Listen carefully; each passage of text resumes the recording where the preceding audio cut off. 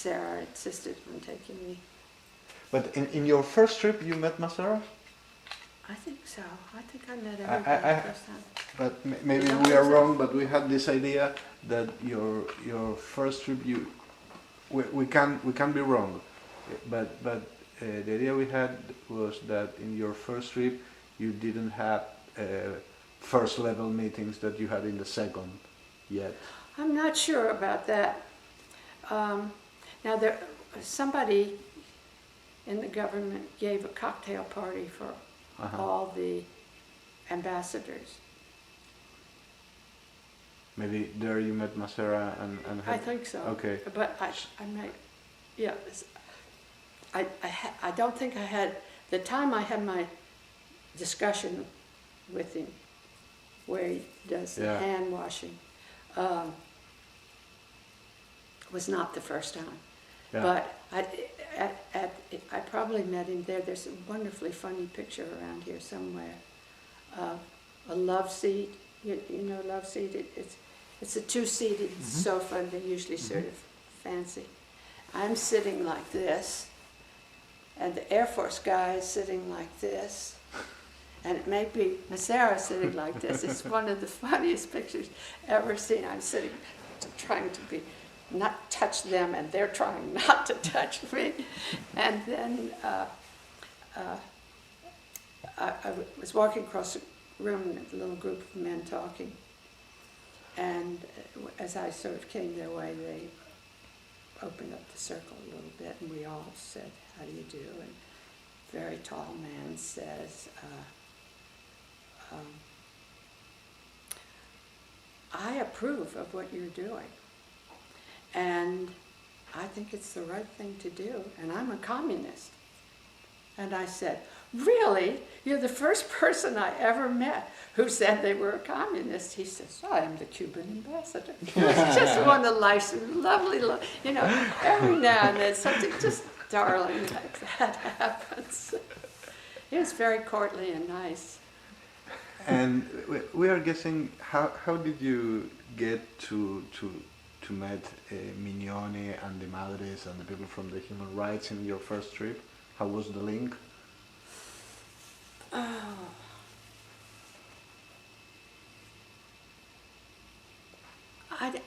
You know, the briefing I got there was very skimpy.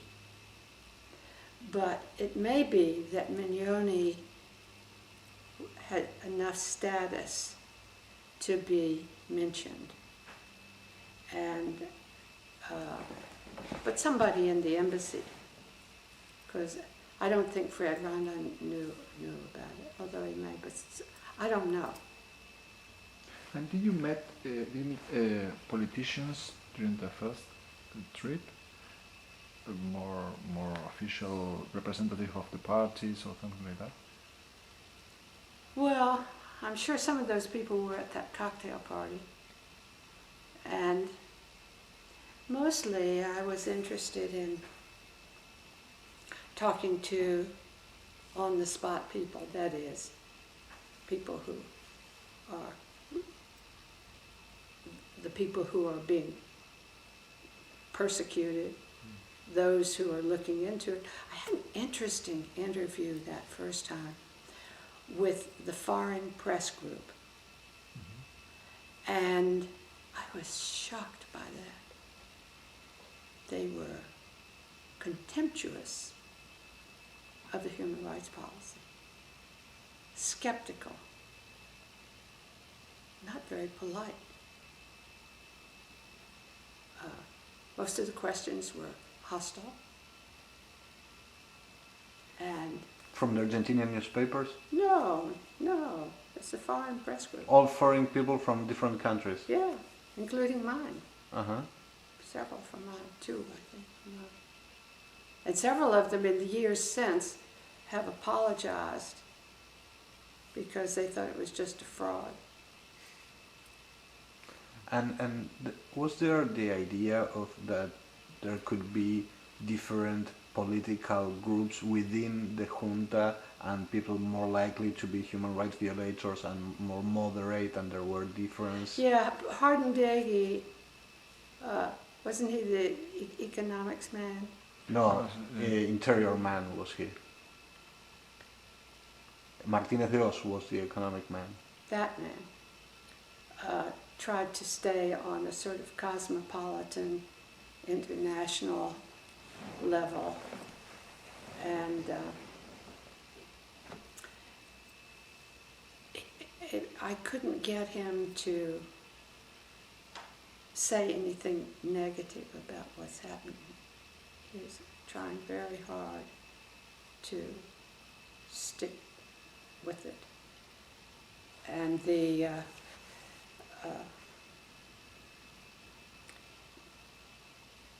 I think he's very uncomfortable. And in a way, I didn't think he was relevant. You know, because he got himself isolated in the world of international economics, and so it was interesting to see him, but not useful in any way. And when you went back to the States, what was the impact of your trip there to transform Argentina in a leading case? What kind of debates you had with the State Department? Well, you know, it was played more like a chess game. And I had the weapon of the Human Rights Report, the annual Human Rights Report. And in fact, I will tell you, at the end of the Carter years, when, well, I'll tell you about the human rights reports. They're written initially on the scene by people who are working in the embassy. And then they go to ARA, and they fool around with it. And then it would come to us. And the first time that happened, when I was there, they were also sent over to the White House and came back with things marked out, changed. So I called up and said, you can't do that.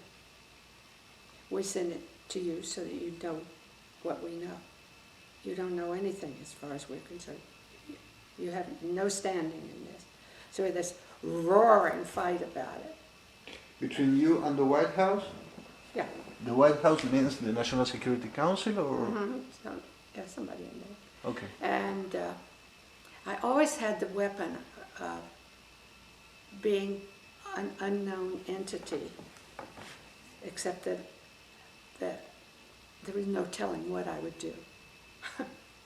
And so when I said it 2 times. I said, if you do that, I'm going to have a press conference and tell you, say, you can't believe this because it's been doctored by people in another part of the government that do not know what's in here. So that was the last time until right at the end, when I got one back about Argentina, which had been altered in a million different ways, had 23 or 37, I counted all of them. Some of them were punctuation. I counted everything that was wrong that wasn't in the original. And somebody said, well, you know, they did it in the White House. I said, I don't care who did it. I was talking to Vance, I said, if every single one is not corrected, I will walk out there on the street and have a press conference. And so they changed it back. And, well, that was a year before, because just before leaving, somebody who knew said, you know, I heard that Fritz Mondale did it, but when I called up, he's somebody I'd known a long time.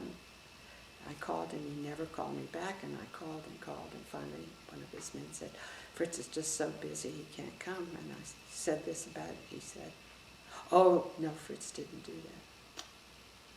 Well, I found out at the end that he did. It was Just took it all out, because there is the dam. Remember the dam? Yes. Right. That was the dam deal, and then you saw what happened right there toward the end. But that reminds me that on the first trip, I think it was that one, because I was there by myself, the businessmen invited me to lunch on top of a big building in a wonderful room with a lot of glass around it and just 2 solid walls, really. And it wasn't the first trip, but I'll tell you the story. All men there standing, we were chatting, talking, and I started looking around the room and looked out at the city, and somebody came over and told me what things were, and then I saw this model over on the table. And I always have loved models, but a little bell rang too, because it was a river and a forest and some little roads. So I'm standing there. A man comes over and says, what do you think? I said, oh, I think it's a wonderful bottle. What is this? It looks like there's going to be a dam here. Yes, yes. I said, oh, why? He says, many natives living out there without electricity. You must have thought I was an idiot. It was so funny. I said, oh, that's wonderful. Are you going to supply the people who live there? And that, you know, it's just all green. He Just said, for yes, them. yes. That's part of the program of improvement. I came back and said, okay, I caught you boys. And that stopped it for a while until Well, Carter we will caved get, in. yeah, because, well, we will get there again, because there was the thing with Mondale, but also, and the Exim Bank, but also there was a credit from the World Bank that was blocked by the negative vote of the US before that. So we will get there. You know probably more about it than I do. Well, maybe, but there are some things No, that... I mean, I think we have stories to share. Yeah, absolutely, absolutely. Well, we were studying for this also, but one important thing that happened a little after your first trip was that Secretary of State Vance went to the Congress and said, we are cutting Argentina's military aid. That was... Did that meant that you built a good relationship with Vance, and he took very seriously Well, it meant what you that told him? Vance took very seriously. Yes, I did like him, and he liked me. And the sad thing he told me about his term just before he retired or resigned, he said, you know, I came here to do essentially what you're doing, to help, to make things better for people, to talk governments into how good they. He said, that's what I came here for. And of course, they had the hostages, and also a lot of screaming people inside the building. You know, you look at people in some bureaus where the ambassador then is rewarded after. You may have noticed that time to time. Mm-hmm. Getting a seat at a soccer game, being on the board of, Yeah, from time to time we saw that. Yeah. Sick. Yeah. So you have some influence in this attitude of Cyrius Vance. Well, sure, I have the law, Mm-hmm. and I also have, as an unknown quantity, I'm like a bomb that might go off. And I tried very hard to maintain that position where, because human rights is sort of like being a nun in a way. It's a holy thing. You don't want to mess with them. You don't know why. It is very useful to be an outsider and to be a woman there.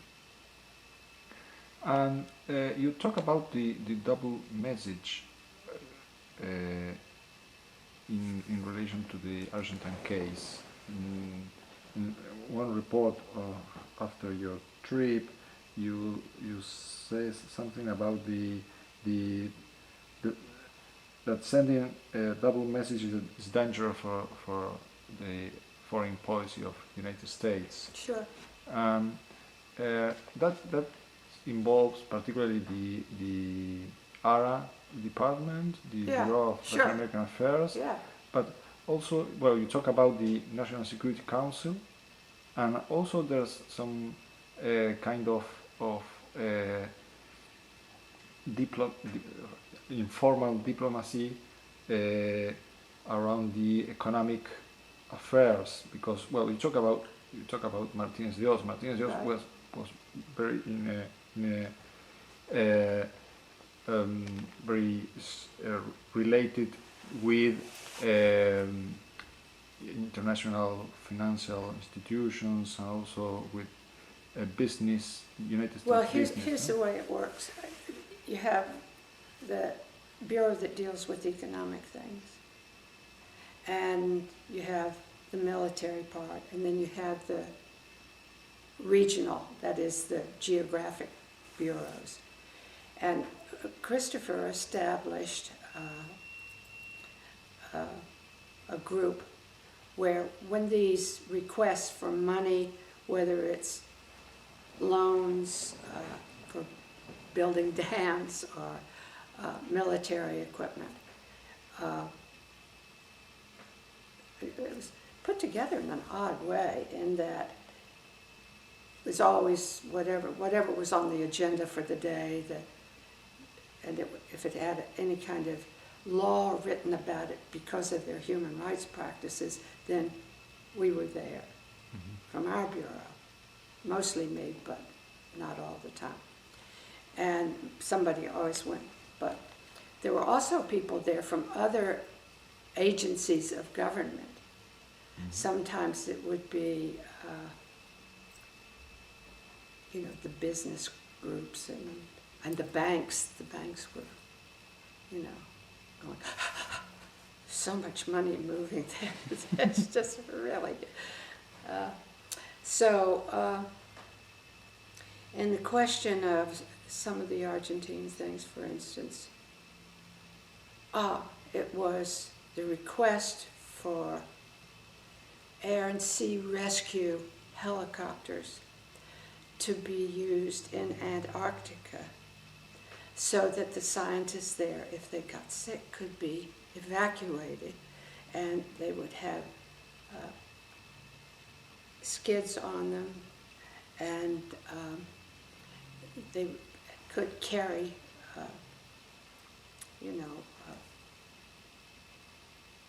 those things you carry people in. Yeah. What is that? Yeah, I don't know the word in English. See, I'm turning into a person who doesn't speak English. But that you could put a cot on.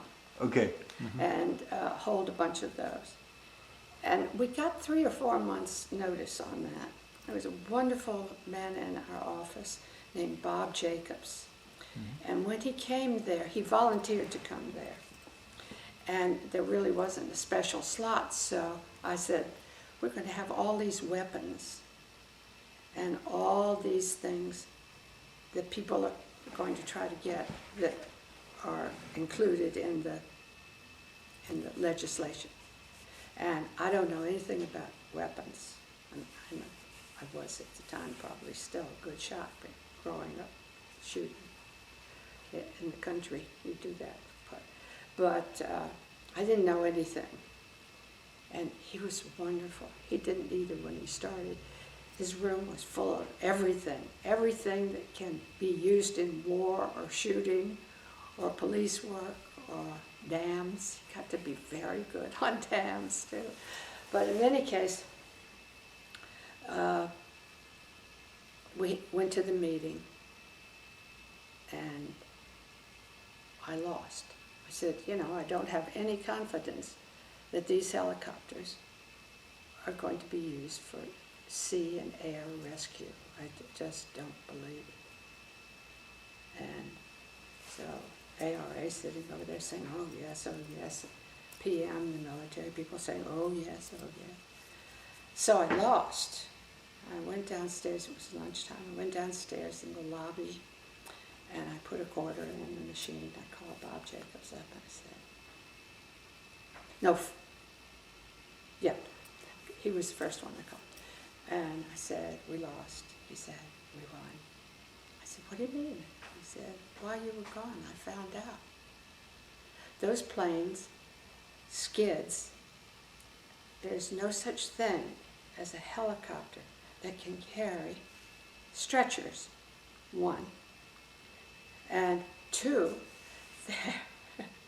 there is no way that you can take the kind of motor that that kind of helicopter has into a place where the people couldn't get out because it was so cold, but the helicopter couldn't get in or out because it was so cold. But the thing that does the trick is it would be garaged in the police department of Buenos Aires.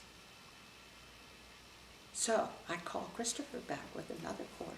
And I tell him, he says, oh gosh, I'm going to have to tell Terry. I said, I'd be glad to tell Terry for you. He said, oh, thanks a lot. And so I called Terry, and he said, he was furious. He said, oh God, I'm going to have to call Boeing or whatever the name of it was. I said, I'd be glad to call them. However, he didn't take me up on my offer. But that, every now and then you have a golden moment when you're in a place where you've got a whole lot of people working against you. I like it like that. How do you remember? No, we are talking about what was known as the Christopher Commission. Yeah, that was it. Christopher Committee. Christopher Committee. How do you remember how many times you win and how many times you lost at that commission with the blockaders? Well, when I first went there, trying to decide if I was going to want to work there, I was interviewed by Christopher. And at the end, he said,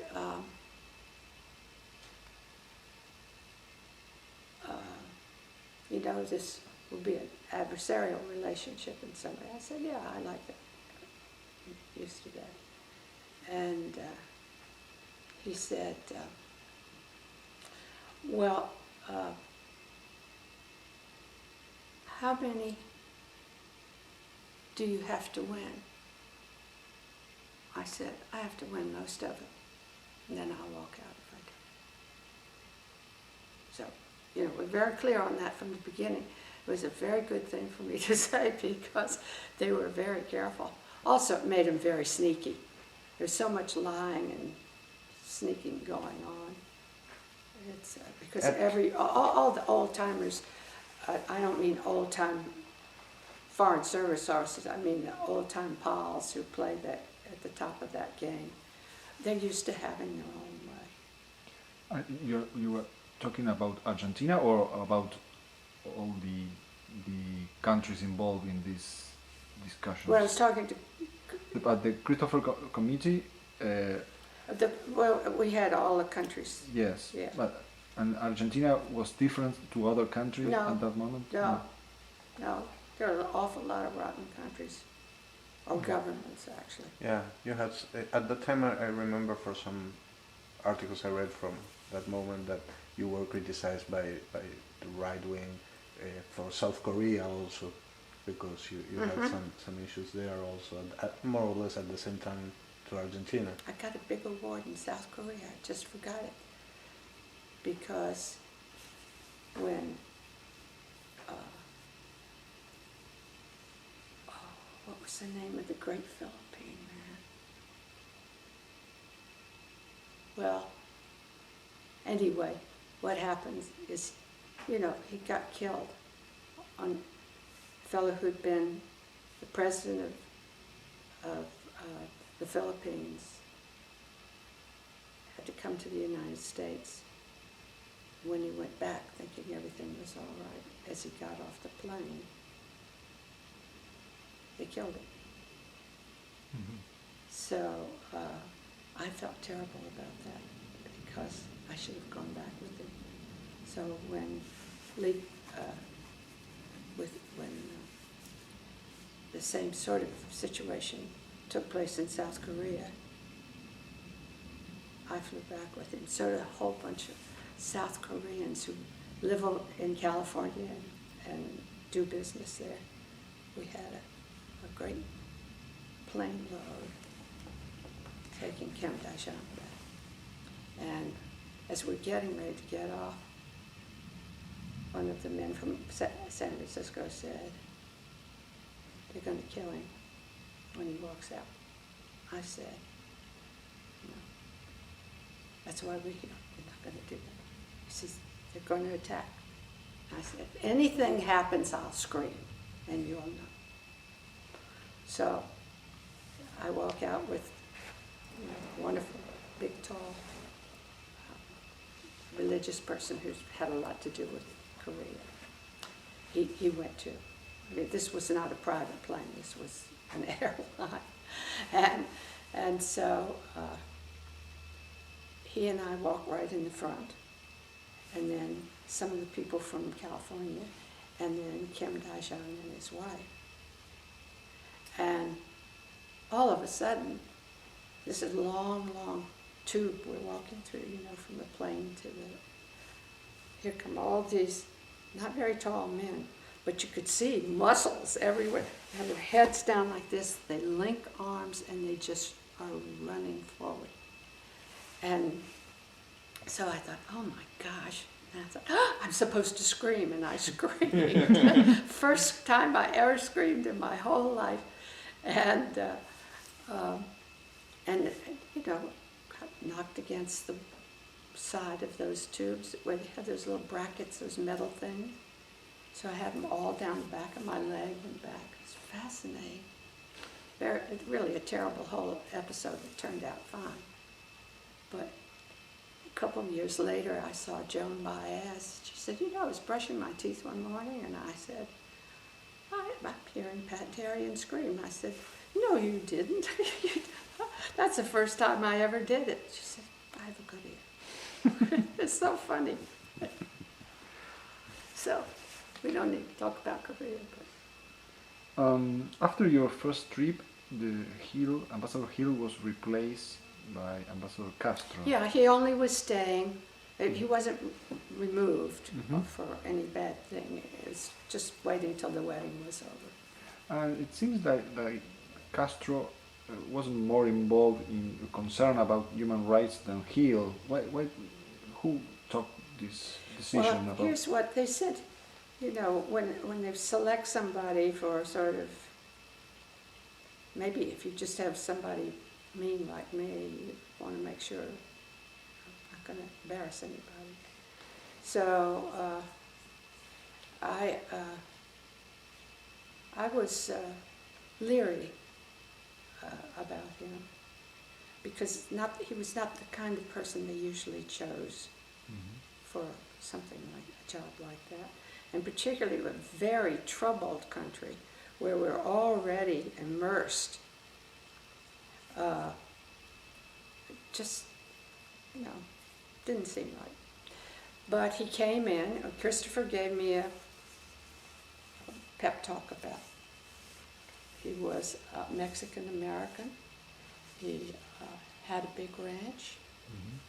And he would be a sensitive person because one Sunday morning while he was governor,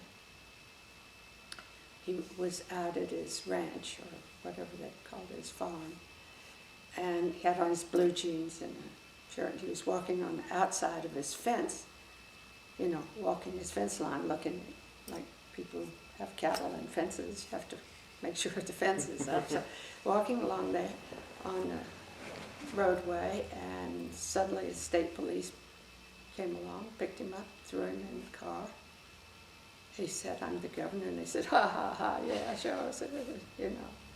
And they held him in jail a while till it got right, and that he would understand what it might be like to be grabbed off the street. And I thought, well, you know, that's probably true, maybe. And since he didn't have much to say, didn't know anything about Argentina, and he did speak Spanish. That was. So I'll tell you a funny thing that happened. So I said, okay, you know, I can't tell anything. Before he came there, I think, or maybe he went there, but the junta called me and said, "Patricia, you must do something about this man. We don't want him." And I said, "Why? What's the matter?" "He's from Mexico. He's a Mexican." I said, "No, he's an American whose parents were..." It was so funny. I had a very odd relationship with them. I mean, you know, if something wasn't going right, they'd call me up. And the State Department was very nervous about not my well-being and welfare, but about my messing things up with Argentina. And so every year at the UN, ambassadors come from all over the world, and everybody talks. And the Secretary of State stays in the hotel, has 2 or 3 floors, and the ambassadors go and talk to that person. And so the Argentines were coming, and I got the word that I was not to go up on X floor because they didn't want them to see me. Because while they're complaining to them, they're relying on me to tell them that what they're telling at the top is right or wrong. I mean, it's so silly. And so I went up on the elevator and got out, the doors opened on another floor, and there they stand. And so it was an awkward moment for everybody. It was wonderful. It was not awkward for us, but all the guards and everyone. That's like... They say, "Patricia, we don't want the Mexican." It's just, so that was what it was really about, too. Castro was governor. I didn't know that. I didn't know that Castro was governor. Arizona governor. New Mexico. New Mexico. Yeah. After that, the Humanitarian Affairs Bureau was transformed in a more important bureau in State Department. Huh? What was? The Humanitarian Affairs Bureau was transformed, upgraded to a more important bureau. Here's what happened about that. That was founded by 2 members of Congress, Dante Fussell and I just thought of his name, anyway, from Minnesota. 2 really great men. They worked on it for 2 years to have the Human Rights Bureau made. And they were very clear about it. And so when I got the job, it was called Coordinator of Human Rights because they were fighting it every step of the way. And Don Frazier was the other man. He came to see me. When I first got there, I didn't have an office. There was a whole office with a man sitting there who had been doing something for people on an island for his whole time in the Foreign Service, waiting to, it was just a holding spot. And so Christopher gave me an office, a small office, off of his. And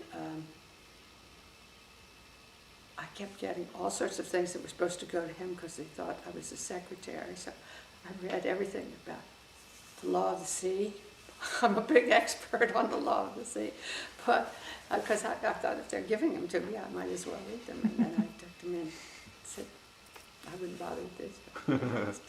But in any case, Don Fraser came to see me. I'd probably been there about 3 or 4 weeks. And he said, we're going to now change over to assistant secretary. And I said, well, I wish you'd give me another month because I'm trying to figure out how the place works. Just let me stay here. Nobody's threatened by me. And then they did it. You were learning so much there. Oh, yeah. And because I wasn't in my spot, your spot is really important. Where your office is, mine was on the same floor with the secretary, and it was a corner office. So they thought I was like a girlfriend of somebody who was high in government, in the administration before. And they gave her a little tiny office and a telephone and somebody to answer it when she wasn't there. She'd come in before lunch, she'd check her phone calls and then go to lunch and come back the next day. It was wonderful. It was really very nice. Often very handy to be alone. And what kind of relation did you establish with Fraser and other congressmen that were... Oh, I had good relations with them beforehand. I was on the Democratic National Committee, and I knew them, and I certainly got to know them better. From my state, Mississippi, we have James Eastland, one of the biggest racists who ever lived, and vocal about it, and John Stennis, who was also a big racist, but very gentlemanly. So Eastland and I, for some strange reason, liked to talk to each other. And we had wildly funny, accusatory discussion.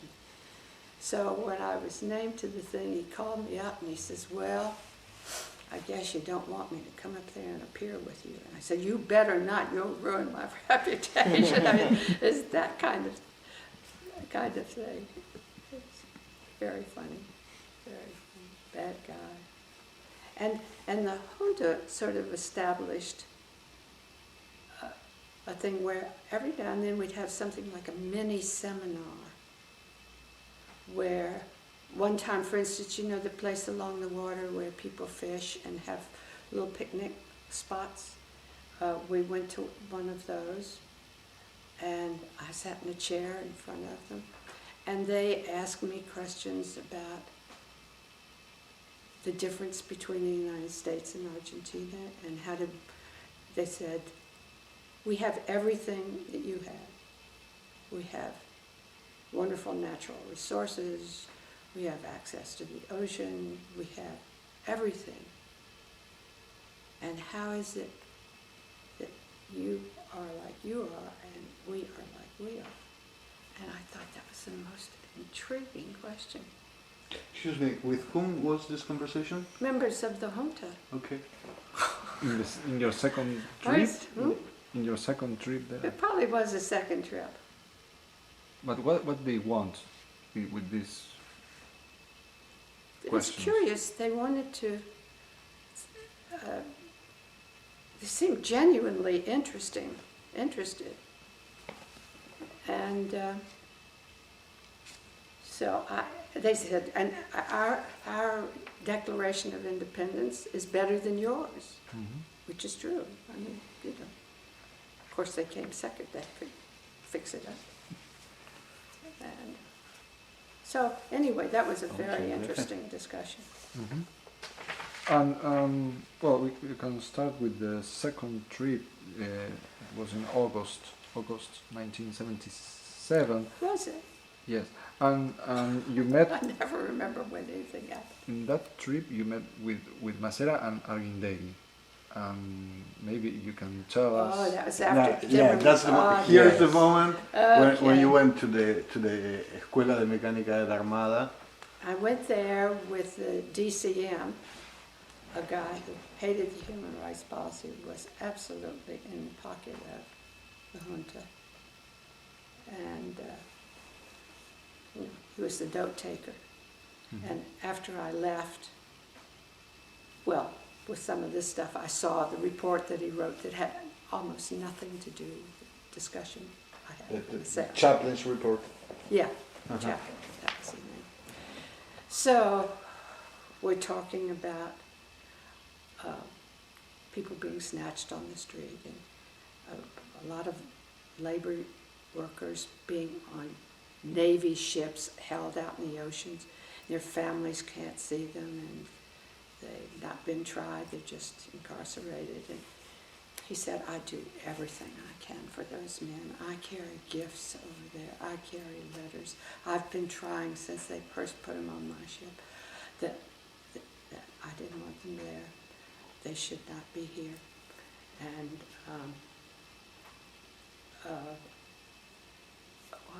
what he said about that? Oh, that he had always favored union members.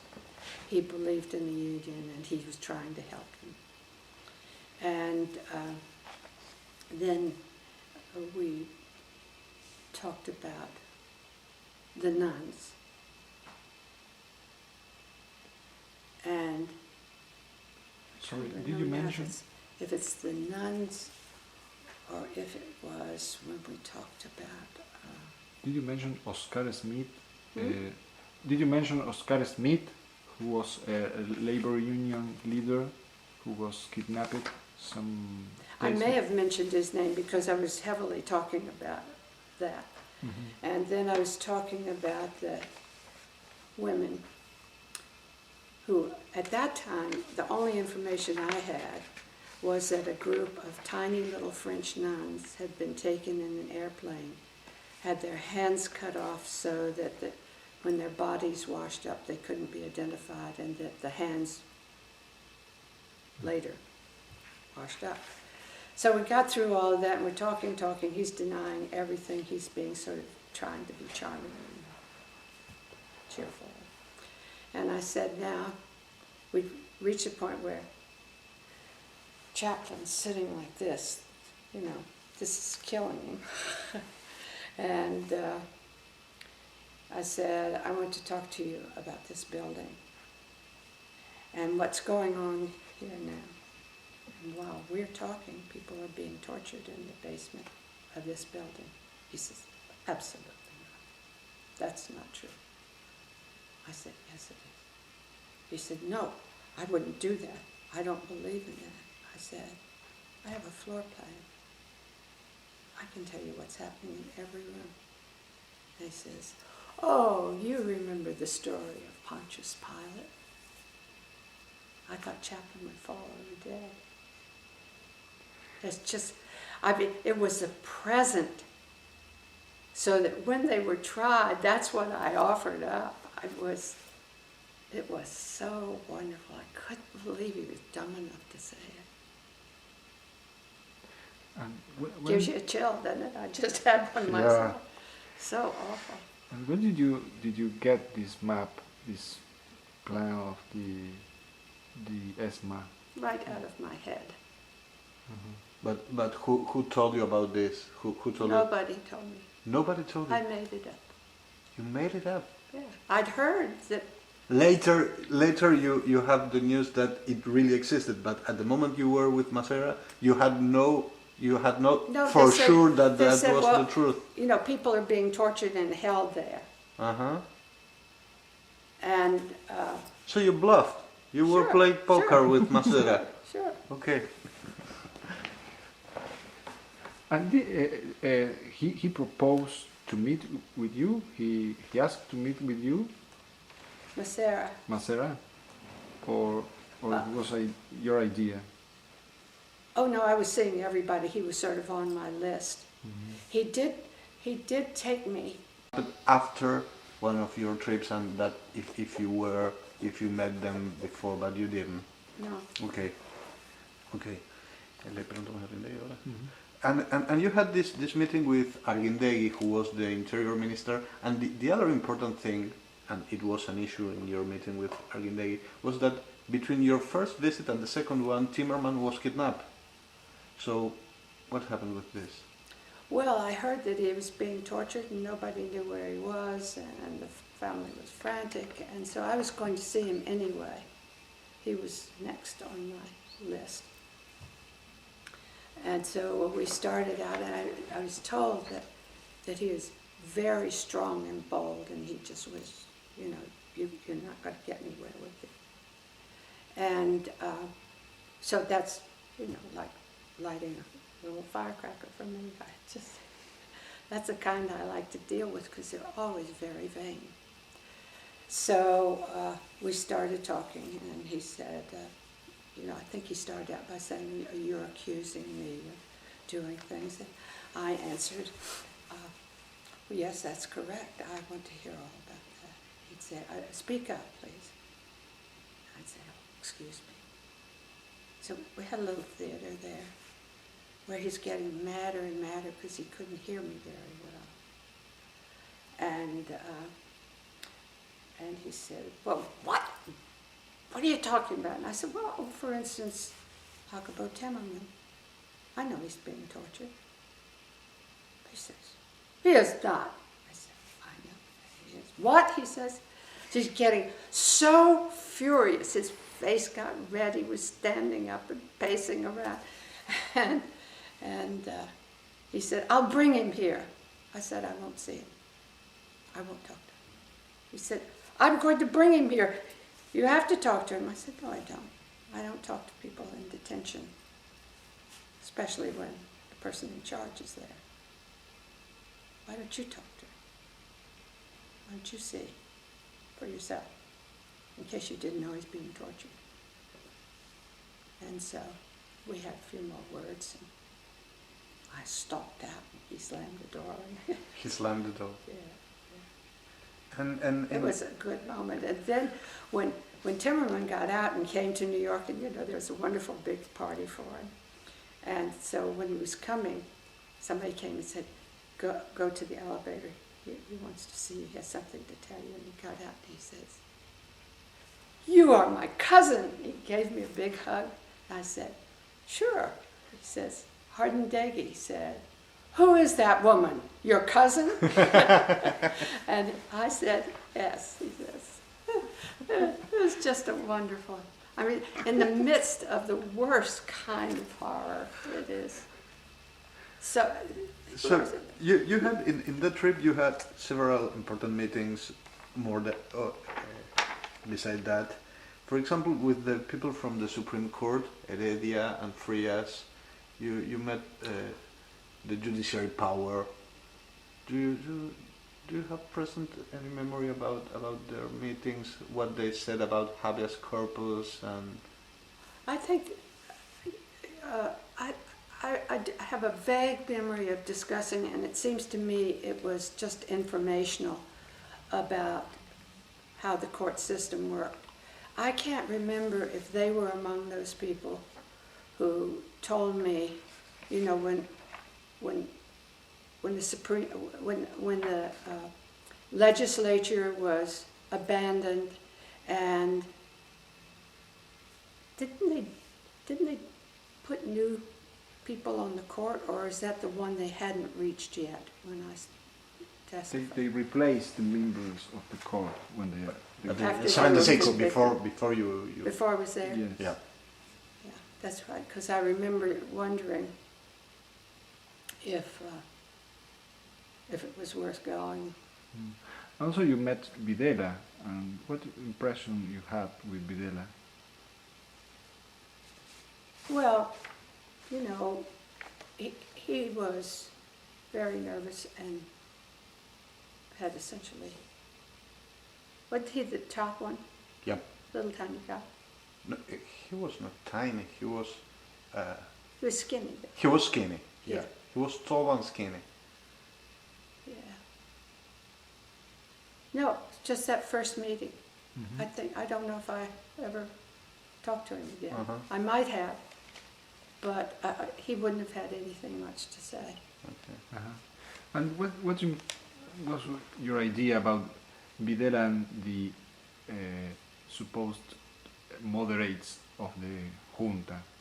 Because this was the position of, for example, of Chaplin and also Castro, that they talk about. That's a crazy idea. There was no moderate there. If they were moderates, then they had been scared into acting like, it's sort of like Hardendaghi, a moderate. It sort of erases you as a neutral thing. They were participants in that government. They're responsible for what happened. Particularly Videla. If he was just a figurehead, then he should have gotten out. I mean, you're killing people, you're torturing them, you're raping them, you're putting rats inside of women. There's no moderation if you are in any way complicit with that. But and somebody told me, yes, he was afraid. Mm-hmm. Well, he should have quit. Should have gotten on the plane to go talk to somebody about something and never come back. I have no pity for him. Mm-hmm. Or any of them. They all chose what they were doing. They were at the top. If they were afraid of each other, that's their problem. Mm-hmm. So. Because they try to demonstrate that it's better to support Videla and not to push the military against him and have a hardliner or something like a coup inside the coup. No, they talk about Castro, Chaplin, also Todman said, I think very near this trip, Todman said that it's time to support Videla because we have to maintain this moderate. If the United States government had sent an army to stand behind Videla, it would not have affected the ones that are called the bad guys. He is the one that could have stopped things. He could have risked his life, like everybody in the country was doing.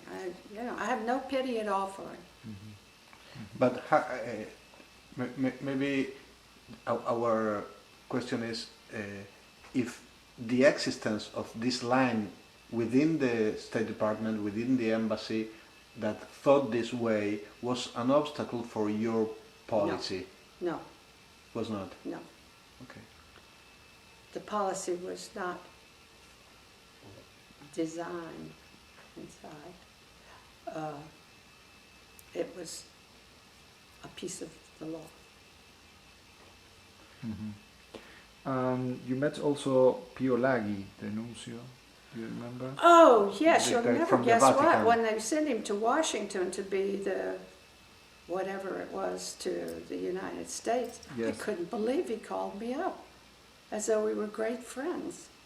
What do you remember of that meeting? I remember one climbing up 1,000,000 marble steps to wherever he was, and he made excuses.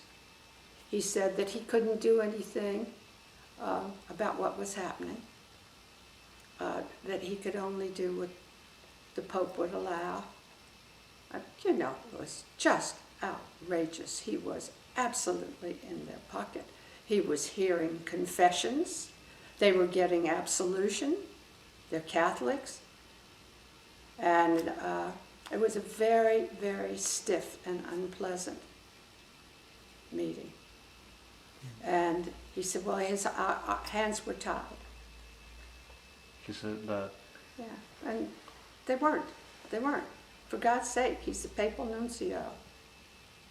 And those in the hierarchy underneath are beholden to him. All he had to do, because there were priests all over the place who were hand in glove with the junta. Really. So when he called up, he said, I hope you'll come here to dinner in Washington. I said, no, I will not. No. And do you have any contact with other sector of the Argentine church during that trip?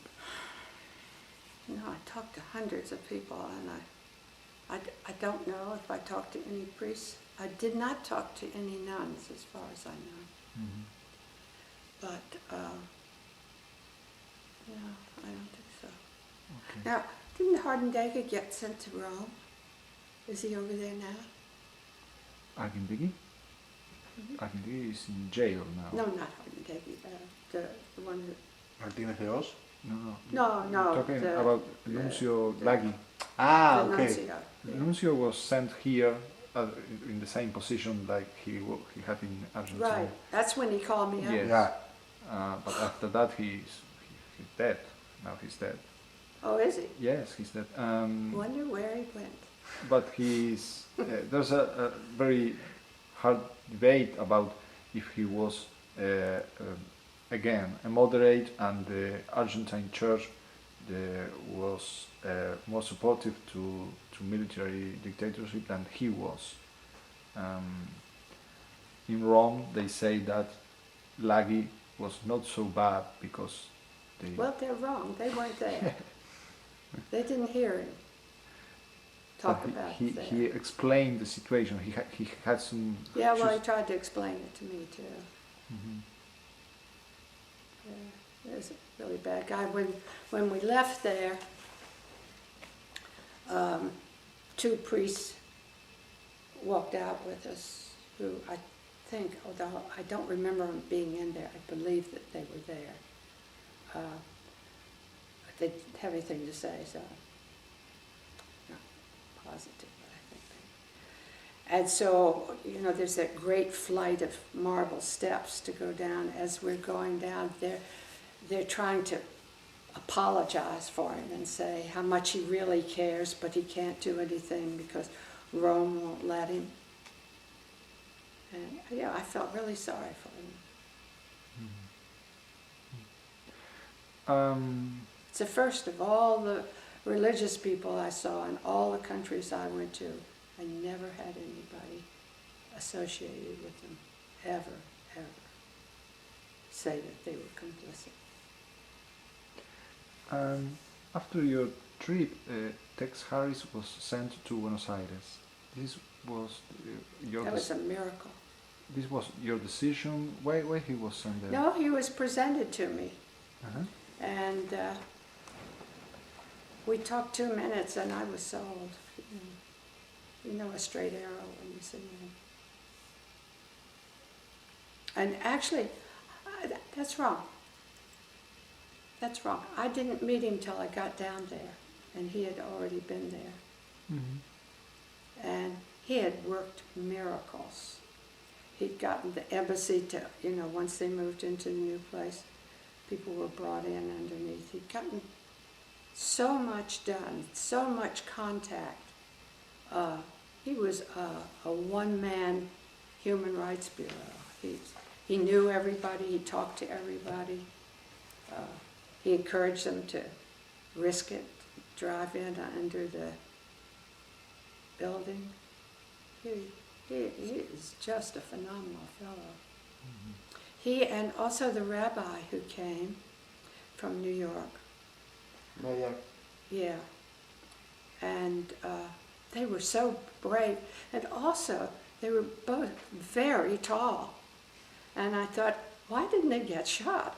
Everybody else in this country is at least 6 inches smaller and maybe a foot smaller. And they'd go out and walk on the street. I'll tell you another thing, though. I want to tell you something important. When, after I was out of the State Department for some time, I'm not even sure what year it is, but the Florida State University was just opening up, and they had built a wonderful room for lectures where the lecturer stands at the bottom and everybody stands like that.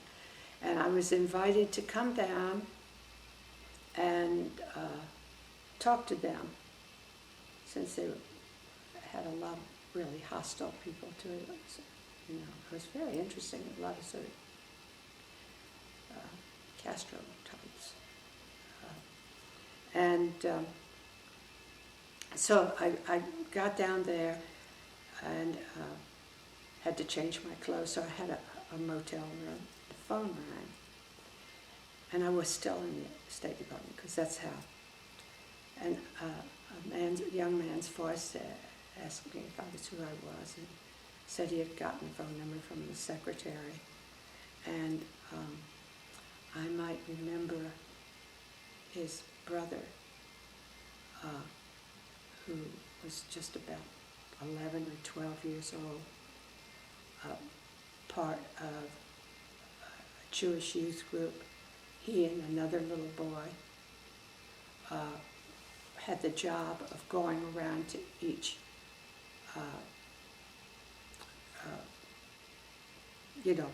place where kids in the temple were part of a youth group, and they were sort of the treasurers, and so they went around whenever it was, once a month, once every 4 months, I don't know, and collected the dues due to the larger group. And so they were standing on the street waiting for the bus to go to the next place. There were other people at the bus stop, and some of those cars, 3 of those cars came.